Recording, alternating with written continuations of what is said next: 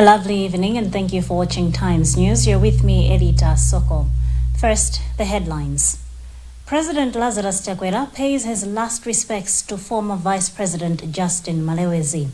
A Human Rights Commission report reveals gaps in the government's commitment to upholding human rights. And renowned Dr. Charles Zamalala of Malmed told to apologize to Malawians for influencing a discriminatory arrangement for COVID vaccination. We have these and other stories. Do stay with us.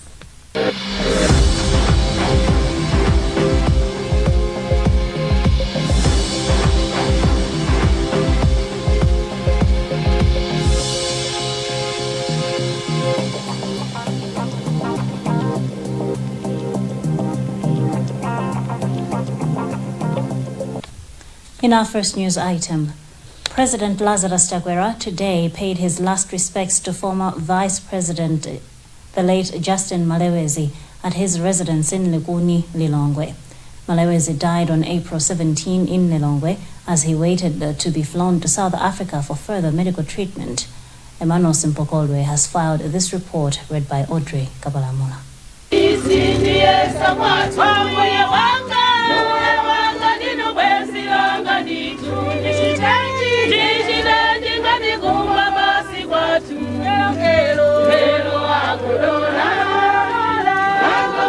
Chakwera, who was accompanied by the First Lady Monica Chakwera, consoled the late Malewezi's widow. King of the Chewa people Kalonga Gawaundi was the first to pay last respects to the late Malewezi, who was Chewa by tribe. Beside the President Chakwera and Kalonga Gawaundi, other dignitaries that paid respects were cabinet ministers, diplomats and government officials. Earlier in the day, there was a mass at St. Peter's Anglican Church. Former Speaker of Parliament Louis Chimango attended the ceremony. His period in this world is almost like the same period that I've been around. We're scrambling for scholarships in 1964-65. Then I found him in public service in government in 1978. He was among the 16, 17, 18 permanent secretaries that I worked with in various ministries. And then joined politics later on. Of course, we were on opposite sides of the game for some time, but we found each other in Parliament. Not to mention, of course, government to demonstrate incremental provision for basic services that facilitate people's realization of their human rights and the need to improve funding disbursement. Audrey Balamula reports. An analysis of the 2020 to 2021 national budget, the Commission observed that politically driven allocations harm the economy as they cannot be sustained. It has since recommended that the Ministry of Local Government should utilize its budgets and stop abusing local councils' funding in servicing unmandated expenditures. On the local council budget, the Commission is of the view that the Ministry of Transport should prioritize construction of few but durable roads instead of constructing many but of poor quality. The report indicated that the development budget allocation was 13.6 billion kwacha to councils and resources are thinly splayed on a number of roads, which has compromised quality of work. Presenting the report, Commissioner Sunduzwayo Madise said for the 2019-2020 budget, the report bemoans increase in recurrent expenditure in local councils, ministries, departments and government agencies than their allocation due to mismanagement and political interference. Chairperson of the Commission, Martha Chizuma, said some areas are not being given much attention as compared to others. The major finding in our budget is that there are some areas that are not given much attention, issues of social welfare, issues of environment, issues of climate change, that are given almost negligible amounts of allocations at the expense of health, agriculture and education. So what we are saying first is that we really need to move a bit to ensure that these other areas that are ignored are also given much attention. Deputy Director for Administration at the Ministry of Local Government, Victor Sandikonda, said they will read the report and respond to the issues raised accordingly. It's a good report because it has really given us a picture of how things are in councils. And I have liked the report because it is pointing both to the councils as well as to central government the issues that we need to follow up and make sure that we implement as the report has clearly indicated. The Commission conducted the analysis as mandated by Section 130 of the Constitution and Section 14B of Human Rights Commission Act. The Malawi Human Rights Commission has also ordered renowned Dr. Charles Zamalala of Malmed Clinic to apologize to Malawians on his involvement in the influencing of a discriminatory arrangement for COVID vaccination. His hospital and Blantyre district health officers are said to have arranged for a special COVID-19 vaccination exercise for the Asian community in Blantyre. Commissioner Martha Jizuma explains the Commission's verdict on the matter to our reporter Rebecca Jimjega. These are public vaccines. It's a public vaccine. It's not a private vaccine. The people to be used to administer this are public medical officers. If it was a manmade private arrangement, private manmade vaccines, private nurses, there would have been no problem. But these are public vaccines for Anapiri, Ananyon, John, Mary. And for anyone to take Johnny Mary as number 2, to come later to get those vaccines and prioritize the Asian and Indian community, that's unacceptable, that's disgraceful, that should not happen anywhere in Malawi. Meanwhile, Richard Ndovi from the Medical Council of Malawi said his organization is already investigating the matter and will comply with the Commission's recommendations. Since we have been tasked with a role, we would just inform the public here to say we already started the investigations and we will comply with the advice and recommendation. Now, the body of veteran journalist Limbani Moya has been laid to rest on Friday at HHI Cemetery in Blantyre.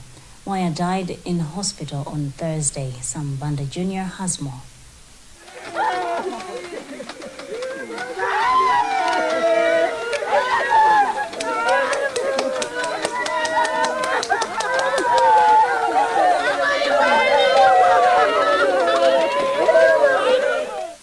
A somber mood engulfed HHI Cemetery as the remains of Moya, who would have celebrated his birthday in 6 days' time, were being interred. People from all walks of life, which included veterans in the media industry, attended the burial ceremony. And just witness, Limbani Moya will live in our memories as Nation Publications Limited, because he is the first reporter that worked with us at a crucial time when we were starting and consolidating. A very hardworking person. He had a passion for his job. He knew his job. And it is because of Limbani that probably we are there.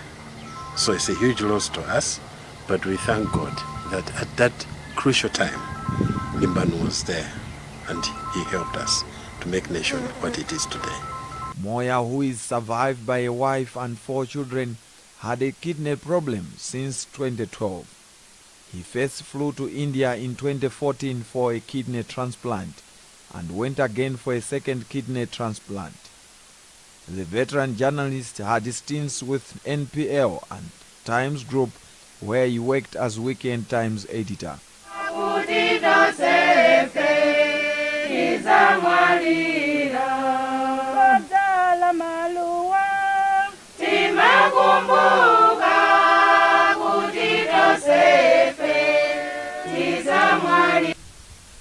May his soul rest in peace. 7 newly elected members of parliament have been sworn in on Friday following by-elections which were conducted on the 30th of last month. Presiding over the ceremony, Chief Justice Andrew Nyirenda asked new legislators to be productive in the August House and stand for the people in their respective constituencies.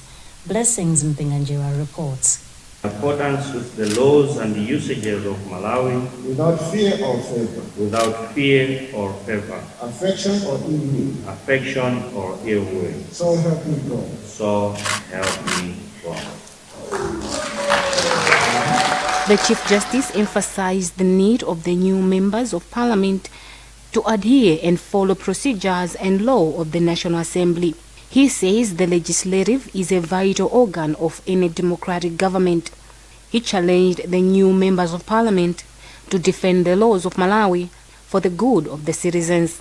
One of the members, Bizwig Million from Zomba Changalume, who is an independent candidate, says he will work to represent and address challenges of his constituency. Concur with him, we'll maintain the discipline to make sure that whatever we promised, we should do it. The newly elected parliamentarians are Francis Berekanyama, who is the son of late Lingisoni Berekanyama from Lilongwe Nsinja South, Kafandikale Mandevane, Lodrick Kumbanyiwa, Arnold William Kadzanja, and Felix Kaira. You're watching the news on Times Television, TTV. We'll be back shortly.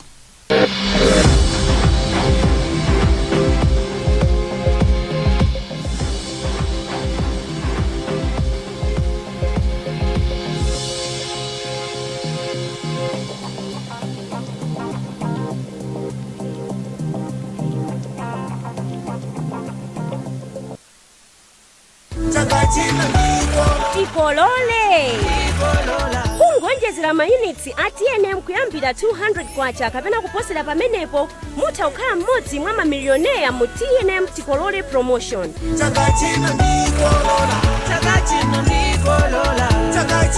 Koma mukaonjezera mayunitsi ndi 100 kwacha kapena kuposerapo mudzilandira mabonus oyimbira foni, SMS kapena data pompo. TNM, always with you.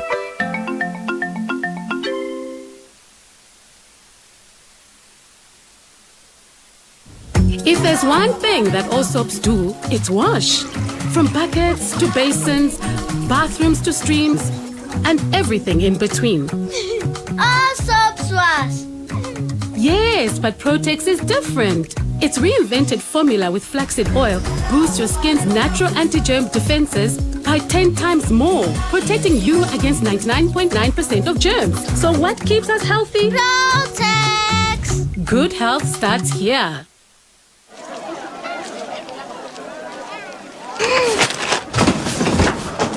Do your gums hurt? Yeah. Does your toothpaste contain sage, eucalyptus, myrrh, chamomile? All that in one toothpaste? Yes, try Colgate Herbal. Colgate Herbal contains nature's best herbs and Colgate's fluoride technology to give you strong teeth and healthy gums. Ah, Colgate Herbal. Let's go. Colgate Herbal for strong teeth and healthy gums naturally.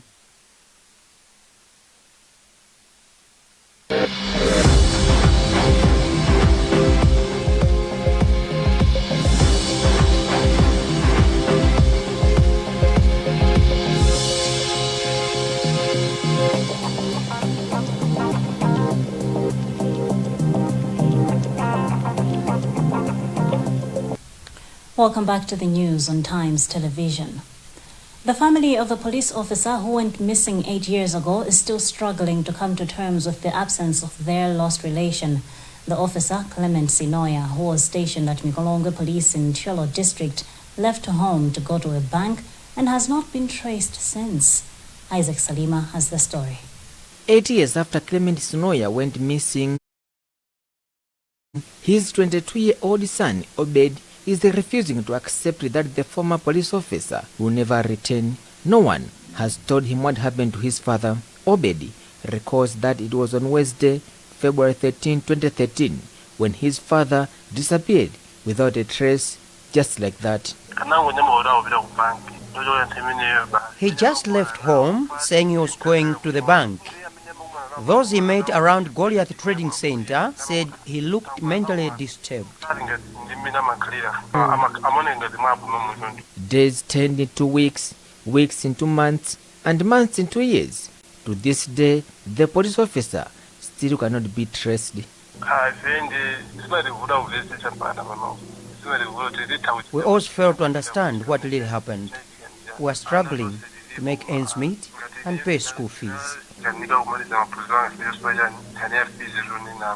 It is not clear whether Snoya can be declared dead in the absence of direct proof, such as the finding of remains attributable to him. However, it is internationally recognized that a person who has been missing for an extended period with no evidence that the person is still alive may be declared dead. Without the death declaration, the family cannot access Noya's benefits. His wife, Lazarus Chitindo, has also been traumatized all these years. I do not know where my husband is. We went to the police headquarters so that they could assist in tracing him. Since he's not yet found, they could have provided us with gratuities so that we can support our children. Sinoya's uncle, Kevin Kadongolo, who has been following up the matter, plans to contact the police headquarters again. Patrick Musa, spokesperson of Limbe Police Station, in whose jurisdiction Mikorongo Police Station falls, said he was not aware of the issue, while National Police spokesperson James Kadazera asked for more time before commenting on the matter. Center for Human Rights, Education Advice and Assistance Executive Director Victor Muhango called on the family to seek assistance from other human rights bodies. Someone has been missing for 7 years. According to the law, that one is presumed that he is dead. But for the sake of maybe completion of the case, the people, they should go back to police so that the police, they can make necessary arrangement, maybe liaise with the DPP for the conclusion of the matter. In the absence of the truth of the matter, the family struggles continue. The Technical, Entrepreneurial and Vocational Education and Training Authority, TVETA, believes the newly introduced modern farming skills and technology at Kasama Technical College in Chitipa District will help equip learners with modern, climate-smart farming skills. TVETA introduced a climate-smart agricultural program targeting the youth and smallholder farmers, including those with disabilities. From Zuzu, Samkalimira reports. Before rolling out the program, a study on soils and crops was conducted. Then modern way of farming was introduced in order to boost the people's existing knowledge in traditional farming. TVETA Executive Director Wilson Magulumiza said Malawi, being an agro-based economy, can do better if technical colleges have agriculture-related courses. Smart agriculture programs have elements of livestock farming and horticulture, which, according to Nkoma, are on demand on the market. If you also look at agriculture in terms of job creation, you can create a lot of people, a lot of jobs to do with farming, be it growing of trees, growing of crops, rearing of animals. Those are some of the things that are happening here at Kasama, apart from the general programs that are done in other colleges. However, Kasama Community Technical College Principal Konwani Mirongo said despite the college performing well in almost all the programs, it is facing numerous challenges to operate. Mirongo singled out mobility challenges as they have no vehicle for transporting teaching and learning materials despite operating in a rural area far from Chitipa Boma. Some of the challenges that our as an institution is facing currently is the low number of staff. We do not have much staff members that are actually instructors. But each class has per design, we are supposed to have at least 2 instructors, but we are currently having. Philip Jumbe of Kulamea Village said the rural communities avoided receiving the vaccine because they were afraid of the myths which went rounds in their areas.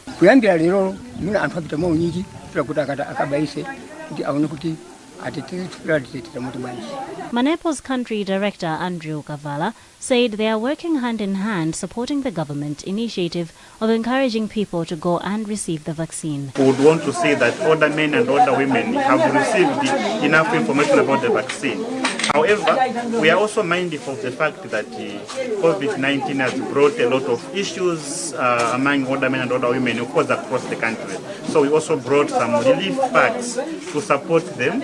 We know they have just harvested, so we have provided sugar, salt, cooking oil, and all those things to support them within the COVID-19 situation. Manepo is the country's aged network, an umbrella body for over 60 civil society organizations implementing various programs meant to promote and protect the rights of older men and women in Malawi.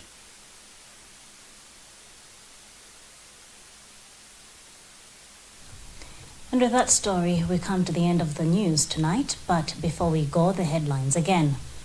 President Lazarus Chakwera pays his last respects to former Vice President Justin Malawi. A Human Rights Commission report reveals gaps in the government's commitment to upholding human rights, and stigma and discrimination forces 126 learners with disabilities out of school. You've been with me, Elita Soko. You can get more on these and other stories by visiting our website, www.times.mw.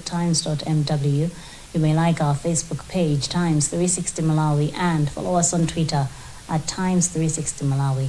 Remember to wash your hands regularly, observe social and physical distance, and mask up.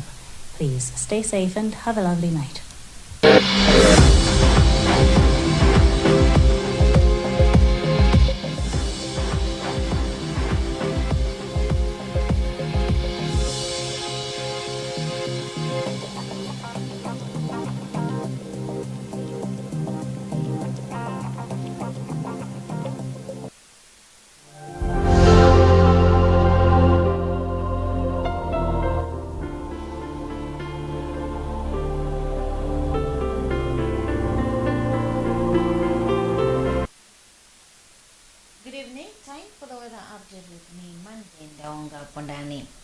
Weather forecast for tonight and tomorrow. Expect cool and cloudy conditions over more areas due to a fairly moist southeasterly air mass, while locally heavy rains mainly over northern lakeshore areas due to the intertropical convergence zone, which is currently lying over Tanzania. Advisory. Heavy rains are expected to continue over lakeshore areas. Avoid crossing flooded rivers as the heavy rains continue. In Shire Valley, mild conditions during morning and hot and partly cloudy in the afternoon. In Southern Highlands, expect cool conditions during the morning, warm to hot and partly cloudy later in the day. In central areas, expect cold conditions with fog patches during morning, warm and partly cloudy during the afternoon. In lakeshore areas, partly cloudy conditions with thundery rain showers mainly over Karonga and Kata Bay during morning. Hot with thundery showers during the afternoon. In northern areas, expect partly cloudy conditions during morning, locally cloudy and warm with rain showers during the afternoon. Forecast temperatures. Gabo, a minimum of 22 degrees Celsius and a maximum of 32 degrees Celsius. Blantyre, a minimum of 16 degrees Celsius and a maximum of 27 degrees Celsius. Lilongwe, a minimum of 15 degrees Celsius and a maximum of 27 degrees Celsius. Mangochi, a minimum of 20 degrees Celsius and a maximum of 30 degrees Celsius. In Mzuzu, expect a minimum of 15 degrees Celsius and a maximum of 26 degrees Celsius. Winds are light to moderate southeasterly. Forecast for Sunday. Rainy weather is expected to persist over the northern lakeshore areas. Times for sunrise and sunset tomorrow, 24th April 2021. In Mzuzu, the sun will rise at 10 minutes to 6 and set at 25 minutes to 6. In Lilongwe, the sun will rise at 7 minutes to 6 and set at 26 minutes to 6. In Blantyre, the sun will rise at 11 minutes to 6 and set at 29 minutes past 5. That's the weather update. My name is Amanda Ndonga Pundani. Have a lovely night.